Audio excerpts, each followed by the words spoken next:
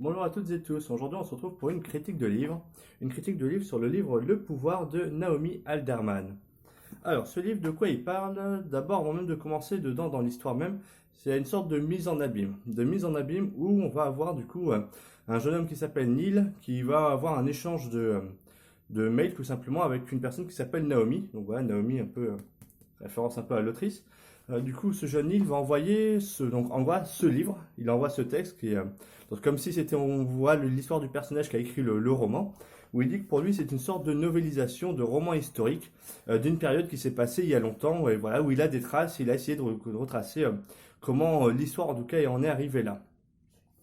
Et du coup, voilà, donc à partir de cette introduction, on nous présente cet écrivain qui a écrit le livre. On nous amène du coup à voilà 9 ans plus tôt, encore 9 ans. Ouais, non, pardon, encore 10 ans. On commence à 10 ans. Après, on avancera, on va remonter comme ça jusqu'à zéro, quoi, jusqu'à maintenant. Et du coup, voilà, donc maintenant dans le livre, hein, pas maintenant 2021.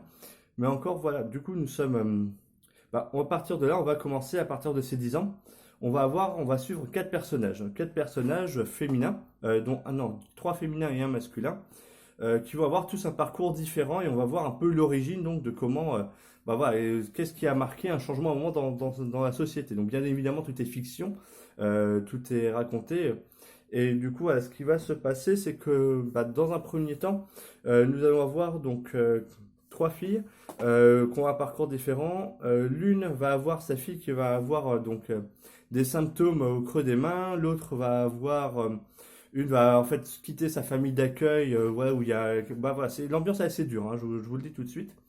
Tout simplement parce que, déjà parce que c'est réalisé en collaboration avec, qui a été inspiré avec Margaret Atwood. Voilà, si vous aimez Margaret Atwood, La Servante écarlate ou autre, on retrouve un peu, voilà, on sent un peu l'inspiration, l'ambiance, voilà, de ces femmes qui sont un peu, d'abord soumises.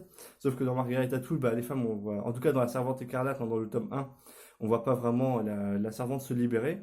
Alors que dans celle-ci, voilà, ça va être vraiment un livre sur l'émancipation des femmes où généralement dans le monde, ce qui va se passer autour de ces trois femmes, c'est qu'elles vont d'abord développer des pouvoirs donc d'électricité. On va signaler qu'au niveau de la clavicule dans le roman, elles vont avoir une sorte de, je sais plus comment ils appellent ça, de nerf ou de tendon qui va se développer et du coup qui permet aux femmes de créer de l'électricité.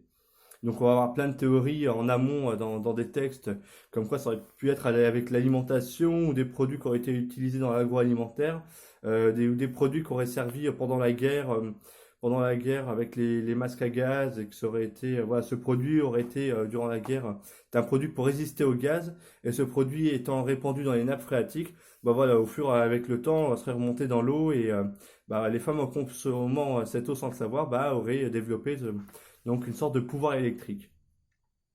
Et du coup, voilà quoi, on a vraiment des parcours comme ça et c'est assez poignant, quoi. C'est vraiment intéressant. Qu'est-ce qu'on a d'autre dessus? On a plein de choses. On va avoir du coup ces différentes femmes qui vont commencer, en fait, on va commencer à voir dans l'ensemble du monde les femmes qui prennent le pouvoir. On va commencer à avoir des émeutes, on va commencer à avoir des pays où les tendances s'inversent, jusqu'au moment où vers la fin du roman, on va même avoir à l'inverse des femmes carrément qui persécutent les hommes et qui en viennent à être aussi sauvages que les hommes, quoi, quasiment. Du coup, je propose de faire peut-être chronologiquement par personnage rapidement pour voir vers où ça nous mène. Donc on suit un personnage lui qui s'appelle Tunde. Lui c'est peut-être l'histoire qui m'a un peu le moins plu, moins attiré. Où c'est un garçon en gros qui au début surtout voilà, commet une agression sexuelle, hein, il y a pas d'autre mot. Le mec, c'est surtout ça qui m'a fait après j'avais du mal à m'attacher au personnage parce que de base le personnage qu'il fait n'était pas attachant. C'est un mec qui se baigne dans une piscine et il y a une fille à côté sur un transat. Il était avec un groupe de potes et les potes s'en vont et le jour du coup ils s'en vont et il se retrouve tout seul avec cette fille. Il en profite pour essayer de l'approcher et de se coucher sur elle, hein, carrément pour essayer de l'embrasser. Et celle-ci, c'est un peu les premiers symptômes qu'on a, arrive à l'électriser, à le mobiliser et puis à le faire tomber. Un peu comme, c'est un peu comme des anguilles quoi, le pouvoir électrique. Et du coup, lui, il va être un peu choqué de ce qui s'est passé, et puis il va regarder sur Internet, et en effet, il va voir que sur Internet, il y a plein de vidéos de la sorte qui commencent à circuler. Du coup, lui aussi commence à faire des vidéos, jusqu'au moment où je comprends pas trop, mais bref, il devient vraiment journaliste dans le domaine, et il va commencer du coup à aller au Moyen-Orient, où là, ça bouge beaucoup, en Israël, où ça, où commence à y avoir des grosses émeutes où les femmes prennent le pouvoir, et en allant un peu dans le cœur voilà, d'une révolution où il pourrait vraiment être être attaqué et tout, il va rencontrer quelqu'un, une fille qui s'appelle Tatiana, et à partir de là, ils vont parcourir les émeutes où là, elle va lui montrer les trucs un peu à filmer, ou à l'inverse de le persécuter, ils vont essayer de prendre avantage de ce qu'il peut apporter pour voilà, filmer toutes les scènes intéressantes. À partir de là, quel autre personnage on a? On a Ali. Ali qui, elle, du coup, était dans une famille où, voilà, son beau-père, du coup, adoptif, non, son père adoptif, du coup, l'a violé. Du coup, elle arrive à le tuer quand elle voit que l'électricité se développe. Elle arrive à fuir et à laisser, du coup, la femme de ce mari vivant. Et du coup, voilà, elle part, elle arrive en fin de compte dans un couvent. Dans un couvent, elle arrive à. Les sœurs, au début, elles ont un peu peur parce qu'elles voient le phénomène qui se développe. Elles se disent, celle-là, elle est nouvelle, elle a peut-être l'électricité. Et avant même que les sœurs aient le temps de prendre la décision de la renvoyer ou pas, Ali arrive à transmettre le pouvoir à d'autres filles. Du coup, elles prennent voilà, la main je crois que c'est une abbaye. Ouais, je crois que c'est une abbaye. Ah non, pardon, c'est un couvent de femmes. Et à partir de là, elles peuvent prendre le dessus. Et puis, du coup, à tel point que Mère F, du coup, invite les femmes du pays qui développent ce pouvoir à venir ici. Et elle devient une sorte de symbole religieux, une sorte voilà, de prophète. On va l'appeler même Mère Ève, on va plus l'appeler Ali, pour montrer vraiment que elle va faire des discours sur Internet, etc., pour voilà, répandre en quelque sorte la bonne parole et la suprématie des femmes sur les hommes. À partir de là, qu'est-ce qu'on a d'autre? On a une autre fille qui s'appelle Jocelyne, mais qui est aussi en lien avec sa mère Margot, où les deux histoires sont très proches. Où du coup, c'est une fille qui, donc Margot est sénatrice. Non, je crois que Margot est candidate pour devenir sénateur. Voilà. Donc, voilà, elle est dans la politique. Bon, je ne sais plus exactement quel poste elle a, mais je crois qu'elle est sénatrice. Mais donc, elle va devenir sénatrice. Et du coup, elle a de grandes responsabilités, et surtout avec les émeutes qui se développent. Et elle a sa fille qui développe le pouvoir, qui arriverait à lui transmettre. Et elle veut essayer en fin de compte, elle prend la décision au lieu de taire la chose. Et au début, elle reste très discrète parce qu'elle veut pas jouer sur son rôle politique avec ça. Jusqu'au jour où, pendant un discours, elle prend le choix de dire qu'elle va créer des camps pour les filles qui développent ce pouvoir pour qu'elles apprennent à le manipuler. Et du coup, là, il y a son équipe de sénateurs et ses autres voisins qui, eux, étaient pas du tout informés, et qui ont pas du tout cette vision-là, eux, qui sont plus dans la persécution et essayer de le maintien des filles qui développent le pouvoir. Et du coup, elle change de ligne de mire. À partir de là, elle va prendre un peu son propre chemin. Et la dernière personnage qu'on a, elle s'appelle Roxane, Roxy, elle est surnommée dans le livre. Et elle, du coup, dès le début du livre, elle était avec sa mère, mais sa mère se fait tuer par des bandits. Et à partir de là, du coup, elle retrouve son père qui essaye de la ramener dans son gang.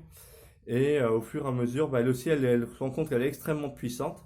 Et elle arrive du coup, à neutraliser le gang qui aurait tué sa mère pour se venger. Et à partir de là, elle part aux États-Unis, elle rencontre Mère Ève. Et à partir de là, voilà, tous les personnages vont un peu se rencontrer de manière plus ou moins voilà, succincte. Et l'histoire va continuer jusqu'au moment où on a une grosse réunion, un grand colloque. Où là, c'est vraiment le moment où tout part en couille. Où Roxy va vouloir fuir, mais en fait, elle va apprendre que c'était son père qui avait tout manigancé, et c'est son père qui avait commandité des brigands pour aller tuer sa mère. Et elle va se retirer ouais, c'est un fuseau, ok, non. Elle va faire retirer son fuseau électrique qui va se faire greffer sur son frère. Et à partir de là, elle va être sans pouvoir et va vouloir essayer de se venger aussi de sa famille. Donc voilà, ça part un peu dans tous les sens, hein, mais voilà, c'est plein d'histoires comme ça. Donc le début est vraiment très prenant. Moi, en termes de notes, je lui ai mis 15. Je le trouvais vraiment bien, ce livre.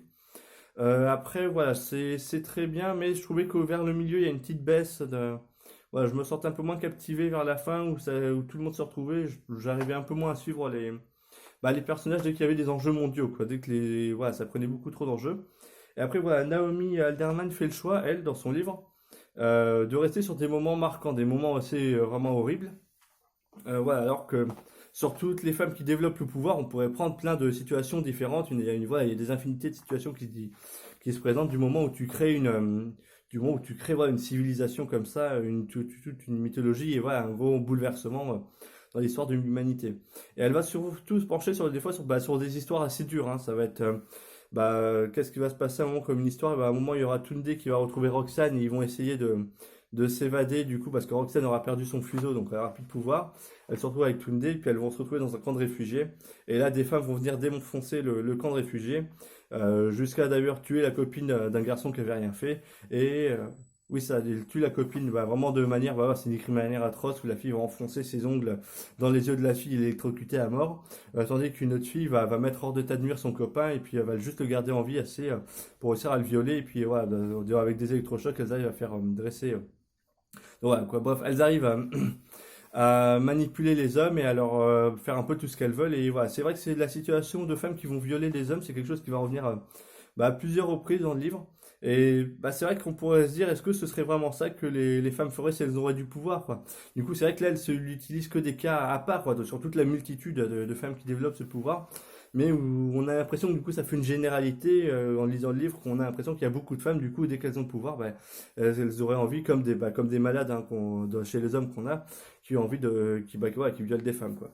Du coup, c'est là-dessus on peut bah, voilà, se demander, bah, ouais, c'est peut-être des fois un peu dérangeant qu'elle passe au-dessus dessus, et du coup, bah, voilà, ça fait penser que, bah, on a l'impression que du coup, voilà, qu'avec le livre et la vision que ça donne, que les femmes ont du pouvoir, ce sera d'un côté quelque chose de négatif, quoi. Donc, non, pas vraiment négatif, mais voilà, où il y aura bah, des situations qui peuvent être aussi horribles que les hommes. Je pense que c'est plutôt ça, quoi. Voilà. Qu'elle veut montrer qu'en fin de compte, bah, les femmes, même avec du pouvoir, bah, elles peuvent être aussi horribles que les hommes qui peuvent avoir du pouvoir, quoi. Et peut-être que bah, au début, bah, ouais, pourtant, il y a la sénatrice qui essaye de faire des efforts et tout. Et bah, ouais, je pense pas que. Ouais, voilà, c'est peut-être la vision qui est un peu. Là où j'ai peut-être un petit bémol, c'est de penser, bah, peut-être qu'en fin de compte, non, avec les femmes, ça pourrait peut-être mieux marcher et ça aurait peut-être aussi d'autres pistes à explorer. Parce que voilà, en gros, pour faire un speech, du coup, il va y avoir des péripéties un peu partout. Tunde qui va faire ses reportages, qui va essayer de les envoyer, parce qu'il va voir entre-temps qu'une collègue à qui il a envoyé ses documents, quand elle était en Israël, bah, a publié ses documents, mais pas à son nom à lui, mais à son nom à elle.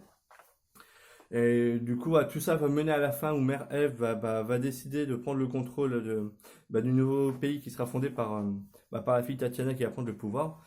Tout ça pour en fin de compte déclarer à la fin une sorte de guerre nucléaire où on va, du coup, après la guerre nucléaire, va y avoir des femmes qui vont survivre. Et du coup, dans le livre, Niel inclut des petits totems, voilà, des symboles, des petites sculptures. Où on voit comment les femmes ont pris le dessus et comment, en quelque sorte, il y a eu des idoles, voilà, toute une religion vraiment qui s'est créée autour de ça. Bon, bref, du coup, voilà, je ne vais pas m'étendre plus. Le pouvoir est un excellent livre, je vous le conseille. Voilà, vraiment, c'est très captivant, vous allez vraiment vous prendre au jeu dedans. Euh, Peut-être public, je le conseillerais peut-être plus ado, pré-ado, adulte. Mais voilà, pas vraiment, non, c'est pas pour les enfants, hein, c'est quand même comme La Servante écarlate, hein, c'est pas non plus, c'est un super livre, mais voilà, on sait tous que c'est pas un livre facile, même si des fois il rentre pas dans les détails. Celui-là rentre peut-être plus dans les détails, des fois sur les scènes un peu trash. Mais voilà. Bon, je vous remercie, je vous souhaite une bonne continuation et on se retrouve dans une prochaine vidéo.